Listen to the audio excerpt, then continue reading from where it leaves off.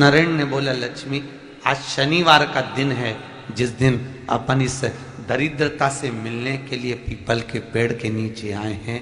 हिंदू धर्म में ये दिन पीपल के वृक्ष के लिए पूजनीय होगा। जो भी शनिवार के दिन पीपल के वृक्ष की पूजन करेगा, दूध चढ़ाएगा या मिष्ठान का भोग लगाएगा, लक्ष्मी और नारायण उसके घर में प्रवेश कर जाएगा। लक्ष्मी और नारायण उसके घर में प्रवेश करेगा। इसलिए नियम बनाया। कौन से दिन का? शनिवार। लक्ष्मी जी बोली, नारायण आपने तो एक दिन का वार लिख दिया। शंकर जी ने 7 वार बनाए हैं, रविवार, सोमवार, मंगल, बुध, गुरु, शुक्र और शनि। ये शिव जी ने बनाया। अब एक दिन आपने अपना बना लिया, बाकी के दिन अगर कोई इस पीपल के वृक्ष के नीचे आएगा और यहां तो दरिद्रता बैठी है, तो उसका क्या होगा? भगवान नारायण बोले, सुन दरिद्रता, तेरे से एक विनती है, अगर कोई भी मनुष्य इस पीपल के पेड़ के नीचे अगर 7 दिन में आता है और उसके हाथ में अगर कोई सामग्री होती है तो तू उसके घर में प्रवेश नहीं करेगी। नियम है पीपल के वृक्ष का, या तो पानी का लोटा लेकर जाओ, कुंकू का चोपड़ा लेकर जाओ, शक्कर लेकर जाओ, या पेड़ के नीचे चींटी को डालने के लिए आटा ले जाओ, पर खाली हाथ पीपल के वृक्ष के नीचे कभी मत जाओ, कभी नहीं। खाली हाथ जाओगे तो दरिद्रता तुम्हारे घर में प्रवेश करेगी। दरिद्रता उठकर खड़ी होकर बोली, नारायण तुमने अपनी मनमानी करी है, एक दिन मुझे भी मेरा चाहिए। भगवान ने कहा, बोल कौन सा दिन चाहिए? दरिद्रता कहती है, रविवार के दिन इस पीपल के वृक्ष के नीचे मैं दिन भर नृत्य करूं, इसमें रहूं, और जो यहां आए रविवार को मैं उसके घर में प्रवेश करूं। भगवान ने कहा, ठीक है।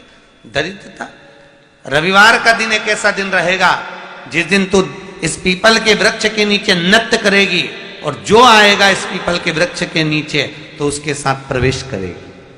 मैंने तुझे वर दिया।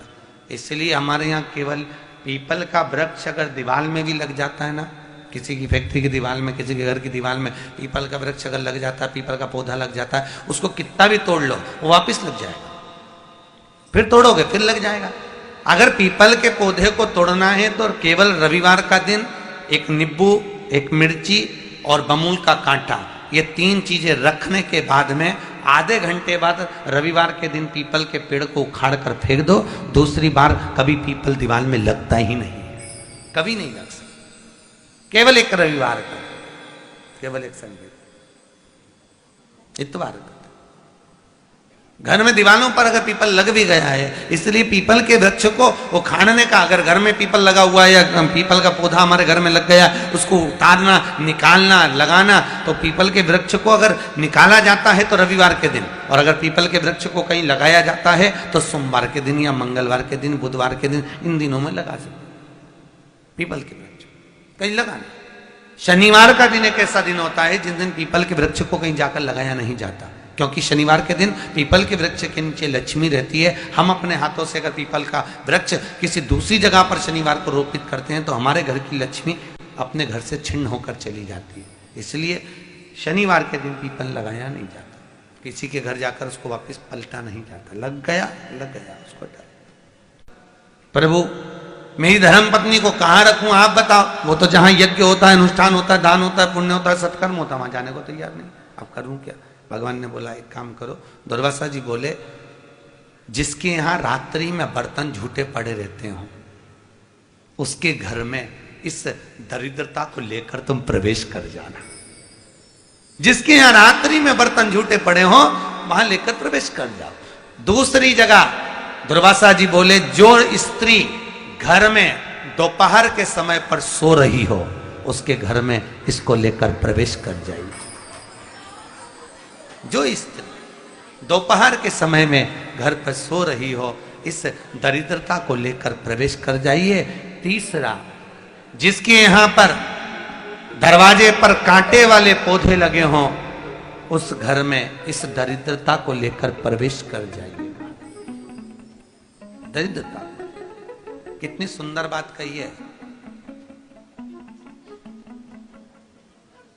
दाता और विधाता, कौन कौन?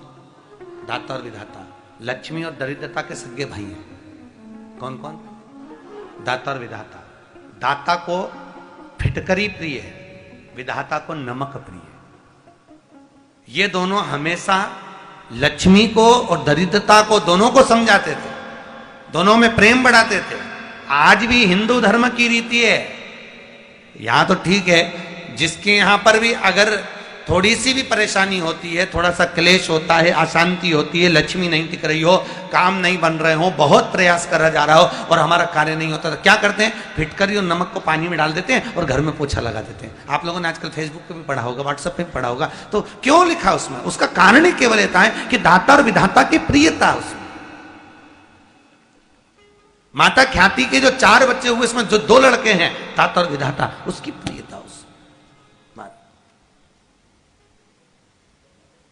उसकी पूर्णता उस। अब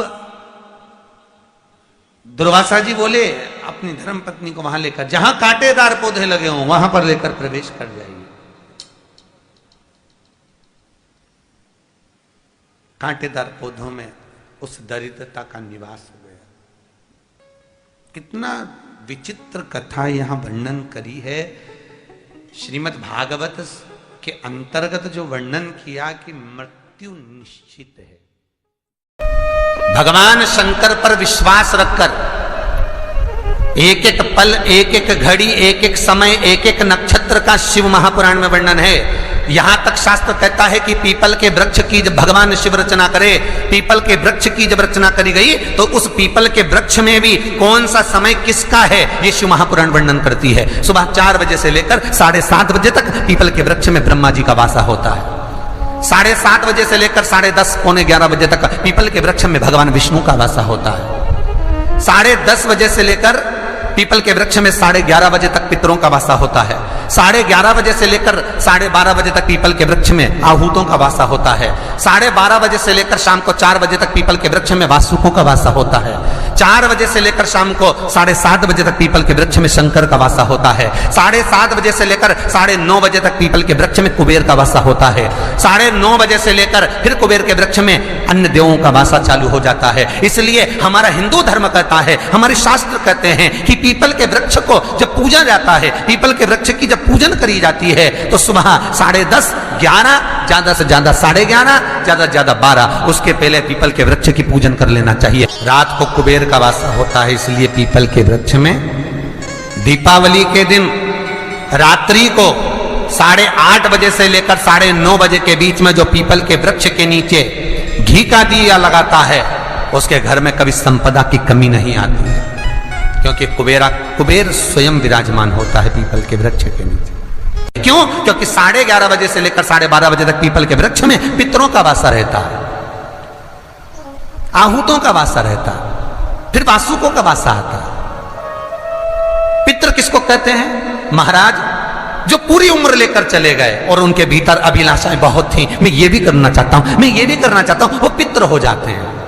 आहूत किसको कहते हैं? जिस माता के गर्भ में बच्चा जन्म ले और मर जाए, या 6 महीने का गर्भ धारण करने के बाद अवर्षण हो जाए, जीव पड़ने के बाद 6 महीने के बाद अगर बच्चा गर्भ में भी शांत हो जाता है, कुंवारी अवस्था में शांत हो जाता है, जिसका विवाह नहीं हुआ, ऐसा बच्चा जब शांत हो जाता है, अधोगति में कोई मर जाता है, सुसाइड कर एक्सीडेंट में किसी भी रूप में मर जाता है, तो वो आहूत कहलाता है। शनिवार के दिन जो पीपल के वृक्ष में सरसों के तेल का दीप लगाता है, उसको शनि कभी परेशान नहीं